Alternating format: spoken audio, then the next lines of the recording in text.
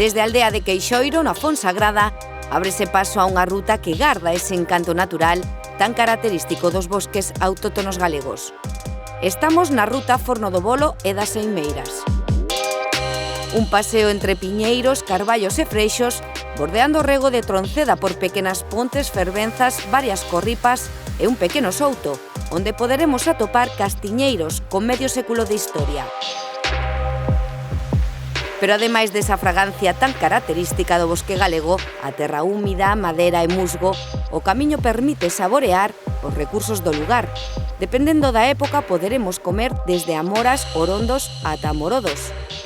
A zona conta cun aparcadoiro xusto ao comezo da ruta, e no seu fin un área de descanso ofrece a oportunidade de seguir desfrutando desta maravillosa contorna.